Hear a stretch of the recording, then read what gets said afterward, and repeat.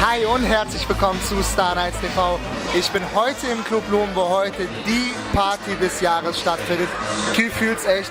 Das heißt die Partys für Singles, aber auch für offene Leute. Gefühlt's echt die Party zum Verlieben.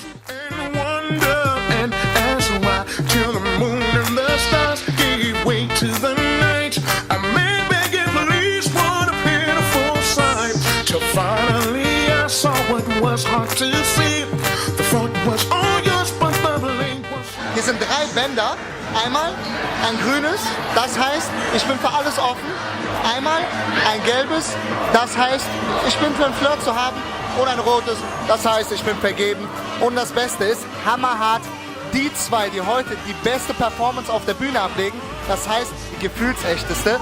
Kuss, Tanz, sexy Kuss, sexy Tanz, dem blühen 100 €.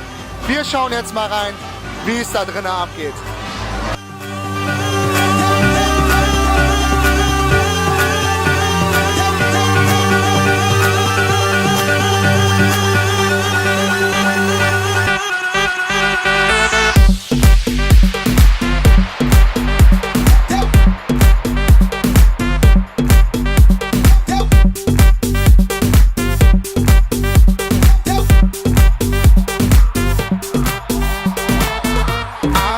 Live my life in a world full of grief, hoping I'll get revenge on you, my love thief. I searched high and low for a way to be cruel. I thought that I could be just like you, till finally I saw what was hard to see.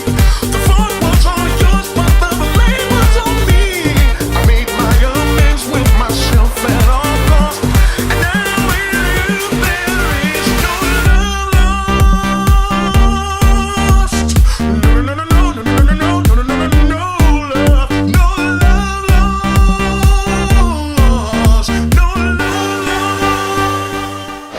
Ja, das war's leider schon für uns vom Club Loom, von der Gefühlsecht-Party.